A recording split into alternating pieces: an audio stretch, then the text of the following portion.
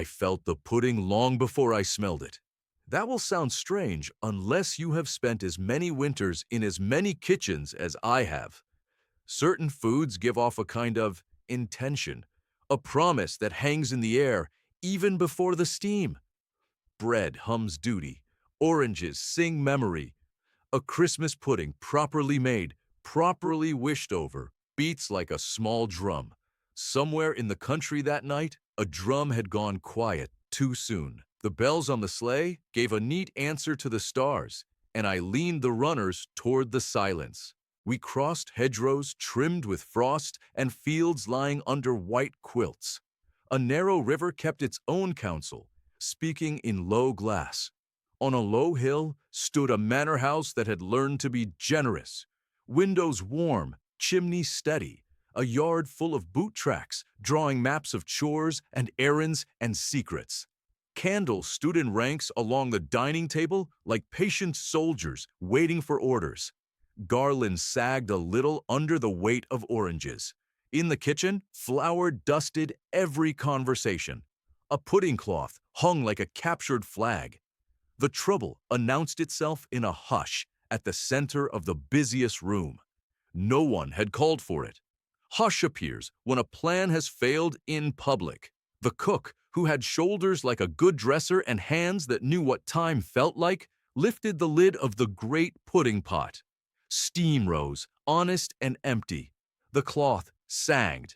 The hook clanged its small surprise against the iron bar. The head footman took 2 respectful steps backward. The butler refined his silence. A maid put a fist against her apron and turned it into a cough. On the table by the window lay sprigs of holly that expected to do their part on top of a pudding that, at present, did not exist. The cook peered into the pot as if she might yet find courage simmering at the bottom. "It was there," she said, in the voice of someone who has always been right about such matters and feels personally betrayed by physics. It was tied and stirred and wished upon. It was there. In a corner, a boy tried to become furniture. His name was Jamie. He had peeled apples faster than anyone else and listened harder than anyone knew. He also had the look of a child who has made a decision and is only now meeting its consequences. I have seen that look in stables, on rooftops, in workshops, in front parlors, and back alleys. Decisions are small doors. They often lead to burdens too big for one pair of hands. This was the setting. A village in expectation. A house with more rooms than it could heat properly. A kitchen that ran on kindness disguised as orders. A cook whose pride had the good manners to be useful. A boy with a secret. And a pudding that had left its pot with the confidence of a general and then vanished like a spy. I do not snatch food from thin air and set it down on plates like a conjurer. My work is gentler. I tilt the night so gravity favors wisdom. I move drafts away from dough and toward doors that need help. I slip reminders into pockets. I do not, as a rule, arrest puddings, but I am very good at following the quiet. I step through the scullery without wetting the flagstones and let the warm, damp air tell me its stories. Pudding air is full of history. You can hear last year's stir for luck, and the year before that, the tinny echo of coins once tucked into batter to turn eating into a treasure hunt. The murmurs of 100 hopes stirred clockwise with wooden spoons by hands that smell of soap and work. Tonight, the air told me something new. Absence threaded with intention. Jamie's intention, to be precise. He had been the last to tie the cloth. He had been the one to check the water 3 times with a diligence that would have flattered a ship's captain. And then, while potatoes were argued into submission and the bread sauce negotiated its thickness with the milk, he had lifted the pudding from its bath and carried it somewhere only his fear and his loyalty knew. I went looking for both. Upstairs, the family drew up plans for the morning church procession and the afternoon choir and the evening distribution of parcels. They were good people of the ordinary sort, with enough money to warm their charity and enough worries to keep it honest. In the back parlor, The lady of the house wrote a list of names, added two she had nearly forgotten, and then added, "and anyone the vicar points out." In the servants' hall, paper hats waited to be ridiculous. In the pantry, a set of coins wrapped in paper and string sat in a saucer, innocent as stars. The coins belonged to a tradition older than some roofs. The old cook had told it to the new cook as a recipe tells itself to a younger hand. Stir in coins and charms, thimble for thrift, ring for love, button for usefulness, so that slices carry more than raisins. Children learn economy by teeth. Grown men remember their luck by a chip in a molar. It is not the safest way to tell fortune, but it is one of the more delicious, and safety is not everything in a life. This year the plan had changed. The lady of the house had heard that coins caused trouble and choking and whimpering. She had banned them with kindness sharpened by fear. The cook, who had grown up chewing gold and swallowing only courage, had agreed aloud and mourned in private. Jamie had listened to both women, weighed what he knew of this house and this village, and slipped a handful of wishes into his pocket when no one looked. He did not want anyone to swallow a fortune. He wanted everyone to taste one. There are 1,000 kinds of mischief.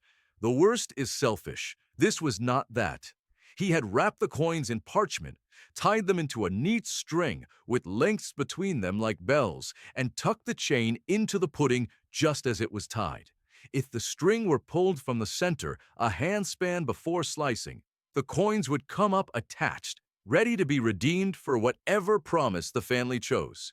Coal for one cottage, school books for another, a new hinge for a door that insists on telling everyone when it opens, a tonic from the apothecary that does not taste like punishment. He had done well until someone important announced at table that coins and puddings were barbaric, and several heads nodded solemnly, as heads do when they would like to be invited to more dinners. Jamie had felt the whole string of coins burn like a fuse in his memory. If he let the pudding be served, he would be guilty of barbarism in the eyes of people he admired. If he confessed, he would be guilty of impertinence and, perhaps, of conspiracy with the cook. He solved the problem the way children solve problems, directly and badly. He took the pudding away. I traced the steam of his fear to the small north stair, the one that skitters up by the laundry and is so thin you must walk sideways to be polite. I followed footprints the size of a grown man's hand into a room that was not really a room at all, but an idea. Shelves with extra crockery, a window with a view of the back orchard, a door that stuck when it rained. Behind that sticky door, under a coat that had failed at being waterproof and succeeded at keeping things secret, sat the pudding like a planet captured by an old robe. Jamie sat beside it like a moon. He had closed the door after him and discovered how small victory can feel when it begins to leak. He had pulled away the cloth to check the string and then put it back and tied it badly twice, then better once. He had thought about eating a piece himself just to see if courage had a flavor. He had almost cried, which is not a crime, then didn't, which is not a virtue. He had considered, with surprising clarity, running away with the pudding and starting a new life as a small nomadic person with a delicious burden. He had decided to be brave and wait for the night to tell him what to do. The night told me first. I set my hand to the latch on the sticky door. It gave with a small, proud sound. Jamie looked up with the expression of a boy caught by a legend. I do not often let myself be seen in such circumstances, but the rules allow for exceptions when a child has put himself between a house and its disappointment for the sake of a wiser joy. He stood. He did not bow. He did not babble. He said, "It's not what they think." "Then it is your job," I said, "to help them think what it is." He swallowed. "They'll say I was wrong." "They might," I said, and sat on an upturned crate in the way old men sit when they would like to look smaller to help a smaller person feel larger. There is wrong that hurts and wrong that helps because it wakes a sleeping reason. Which one is yours? He risked the truth. He told me about the string. He told me about the lady and the cook and the coins. He told me about coal and school books and hinges and tonics. He even told me about his plan to lift the string at just the right moment, and about his fear that the plan would look like theft instead of a gift. He did not try to make himself a hero. He presented himself as an accomplice to a better idea. "You have built a clever machine," I said, "and then hidden it like a bomb. The hiding is what makes it frightening. ... Dot, dot, dot. How do I make it not frightening? By letting it be seen before it explodes, by moving the surprise to wisdom's side of the room." He nodded, as if his head had been waiting for permission. We went down the narrow stair with the pudding between us, he holding one side of the cloth, I holding nothing at all, except a promise that drafts would be polite and floors would not trip anyone vital. The kitchen received him like a court that had been adjourned too long. The cook's eyes narrowed first and softened second, which is the proper order for a kitchen and most of life. The butler performed the miracle of appearing without walking and saying nothing with a significance that earned him his salary. The lady came from the parlor with her list still in her hand. The gentleman hovered where gentlemen hover when the room they respect is not theirs. Jamie set the pudding on the table. "I took it," he said to all of them together, "for a reason." He spoke quickly and simply, as those who are guilty of hope must. He described the string and the paper and the purpose. He described the moment the pudding would be lifted and the string would come out, not into mouths, but into hands. He used the word wishes and then corrected himself to say promises, because promises are wishes with legs. The house does not decide as one person. It decides in layers that knit if truth is present. The cook laughed once, a laugh that means this is exactly the kind of trouble I like. The butler's mouth did not smile, but his eyebrows forgot their duty for a second and moved upward in approval. The lady looked down at her list, crossed out 2 things, wrote 3 new ones, and then looked up. "Coins and puddings are silly," she said evenly, "but coins attached to a good plan are undeniable." She looked at Jamie and saw him as he was, a boy who had made a mess to make a point, which is not far from the way the first puddings were invented. "All right," she said, and the room relaxed in its joints. "We will tell the story with the pudding. We will lift the string for all to see. We will announce what each coin demands of us. We will let everyone understand the joke and the gravity together." "And the choking?" asked one of the gentlemen, committed to his caution. "The only thing that will choke anyone," the lady said, "is the emotion of having to give up a bit of their Saturday to carry coal." The cook retied the cloth with a competence that made the knot behave. The pudding returned to its place over the steaming pot to warm its courage.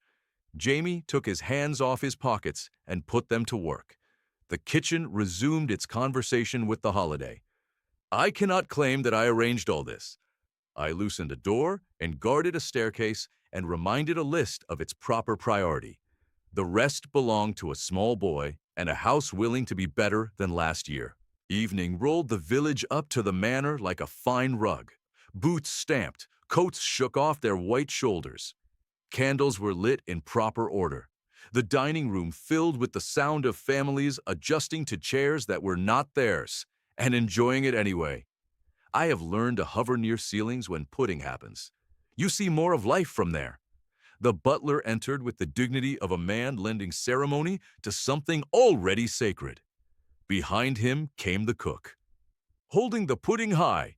The cloth had taken its pattern of creases like a veteran takes medals. The pudding steamed its reply to the room's applause, carrying with it the scent of dark sugar and candy peel and a year's patience. Holly crowned it, as tradition demands. A circle of expectation formed as easily as a ring of heat around a kettle.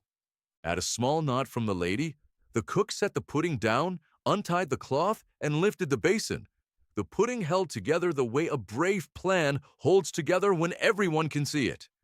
The lady reached for the pudding with a wooden spoon, found the center with a wisdom learned from many years of stirring clockwise, and lifted gently. Up came the string, like a charm-laden garland. The room gasped as rooms do when they recognize honesty disguised as spectacle. She held the coins aloft. "We have a custom in this house," she said into the hush that follows theater. "We used to hide fortune where your teeth might find it. This year, we will put fortune where your hands can hold it." Each coin asks for something. Each promise has a name. She looked down her list, found the first, a sack of coal for the millers on Bell Lane. A cheer rose, the useful kind that makes a job lighter without making fun of it. A boy at the end of the table whispered, "That's near us." The cook nodded and slipped the first coin free, set it on a saucer beside the pudding like a bright period at the end of an honest sentence. The lady read the next. 2 pairs of boots to be fitted for the twins at the forge, who have grown out of their shoes by sheer determination. Laughter. Agreement. Another coin on the saucer, a hinge and a latch for Mrs. Dean's back door, which insists on announcing private matters to the lane. The room laughed the way friends laugh when they have all decided to stop pretending. A tonic for Mr. Perry's chest, to be collected and paid for without him having to argue pride with the apothecary. No laughter this time. Just that small collective sound a room makes when it decides to be kind. 6 readers' primers for the school, and a warm shawl for Mrs. Hargreaves, who insists she's too busy to be cold. Coin and coin. The string rose and shortened, and with each coin the pudding became less of a dessert and more of a proclamation. Jamie's ears had turned the color of holly berries, which is how a boy blushes when a plan becomes a public truth. The cook pretended not to notice and willfully burned a corner of the brandy so she could blame the smoke for her eyes. Then came a small pause as the lady lifted a coin that had been wrapped in paper a different shade. She frowned. She read, "And for Jamie," she said, "a tool roll with his own initials for when he goes to apprentice in town next autumn, and a promise that there will be a place kept for him here in summers." The hush this time had gratitude in it, before anyone contributed a word. A cheer rose and became a many-headed sound that ducked its head respectfully at the boy who had stolen a pudding for the sake of an idea, and then brought it back in time for the idea to feed everyone. Jamie stared at his own name as if it were a plate he had not known he was allowed to touch.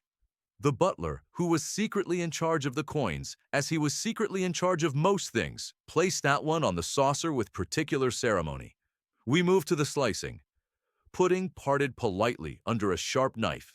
Cream sang its small, soft note when it hit heat. Brandy bowed in blue flame and behaved itself. Spoons found bowls. Mouths found sweetness. Conversation returned to its merry work of weaving the room together. As people ate, they volunteered for what the coins required, like dancers placing themselves into a pattern they already knew by heart. I did my rounds while they made their plans. The village church had a draft that needed persuading to miss the back pews. A donkey at the stable had convinced itself it was essential to bleat at the wrong hour. I convinced it otherwise. A lantern on the path had turned its wick too low. I turned it up the smallest bit. In a cottage across the lane, a widow counted eggs and worry with a pencil. I lifted her pencil and set it down on the word enough, which is sometimes true even when the numbers disagree. In the manor yard, a dog lay with his nose on his paws, convinced his entire duty was to appear asleep until ham bones were negotiated. He was correct. When I drifted past the dining room again, the pudding had been reduced to a foreign coastline, and the coins had disappeared into promises. The lady sat with her list, adding names that had appeared from the pudding's conversation. The gentleman discussed boots in serious tones, which is the only way to discuss them if you intend to deliver them on time. The cook wrapped what remained of the pudding with a tenderness bread seldom inspires. The butler set aside a saucer with 3 coins not yet spoken for, and wrote in his exacting hand, "For what we forgot." Jamie helped in the doorway where boys learn to hover before they learn to lead. The lady caught his sleeve as he passed and said almost casually, "You were right." He understood that she was not praising theft. She was praising a machine that turned appetite into action. He nodded, and for once his ears did not redden. He had been seen and would not need to steal to be noticed again. I check my work even when my work is mostly watching other people do theirs. The next morning taught me that the pudding's promises kept their shape. Coal was delivered and stacked with care by hands that also made jokes that made the work lighter. The twins were measured, and the bootmaker had the grace to pretend he had always meant to give them a discount. Mrs. Dean's door learned discretion. Mr. Perry coughed less by Wednesday and said as little about it as dignity would allow. Primers appeared on desks and smelled of earnestness. Mrs. Hargreaves wore her shawl exactly once indoors and then began loaning it to anyone who claimed to be colder than she, which meant everyone had a turn. Jamie visited the harness maker and touched the awls as if they were instruments. He would leave in autumn and he would return. The house also learned a second lesson, quieter and perhaps more important. The pudding had eaten at their certainty. It had taken a holiday tradition and stuffed it with work. The sensation was not unpleasant. That kind of satisfaction sets its own table. I have seen many households wake to the discovery that generosity is not a feeling, but a practice. Those are the houses that do not fret when flour is dear or a pipe bursts. They have already decided who they are. Do not worry that the old stories are lost when new customs arrive. There are still coins in puddings here and there, wrapped more carefully, offered more openly, redeemed more sensibly. There are still burnt corners of brandy that make cooks pretend they have smoke in their eyes. There are still boys who hide in cupboards to build ideas they cannot yet explain. There are still women with lists that rule the future for the better and men with eyebrows that betray them at crucial moments. There are still doors that stick until someone who cares loosens them. When I flew on, the manor sat with the comfort of a house that had told itself the truth. The village lay in the generous sleep that follows a busy day done right. In one window, the cook cooled the last of the pudding for breakfast, which is the best use of pudding, regardless of who cooked it. In another, a child practiced saying tonic so it would stop sounding scary. In the little room by the narrow north stair, the sticky door no longer stuck. Someone had planed it that afternoon. It swung with the relief of a problem that has remembered its size. If you wonder what the adventure was, the theft, or the feast, or the promises, I will tell you. The adventure was the move from secret to shared. A boy carried a plan like contraband. A house chose to turn it into a custom. The pudding did what pudding was always meant to do. Take little ordinary things, flour, fruit, fat, time, and make them into something that tastes like plenty, then demand that plenty be extended beyond the table. You can do the same without a pot or a cloth. Tie a string through your own bright coins, time, skill, patience, a spare chair, and lift it where others can see it. Announce what each coin requires. Invite laughter when it helps, and silence when it matters. Slice your days. Serve them hot. Make a list and write at the top of it in your best hand, for what we forgot. The reindeer who approve of any tradition that ends with crusts offered discreetly by children, shook frost from their chins and found the line of wind that would carry us south. The bells argued good-naturedly with the stars about tempo. I adjusted a sack whose contents have little to do with toys and much to do with mornings. Below us, the world wore its winter face, stern around the edges, warm at the center, brighter where people had decided to stir clockwise and make something sweet from what they had. If tonight you have only a small pudding, share it. If you have only a small coin, tie it to a sensible promise. If you have only a small courage, hold it up anyway. You may be surprised how many hands reach to lift the string with you. That is the adventure the season keeps offering. Not a mystery solved by one clever head, but a feast prepared by many steady ones. Merry Christmas! May your table be long enough, your cloth strong enough, and your promises tasty enough to become a habit.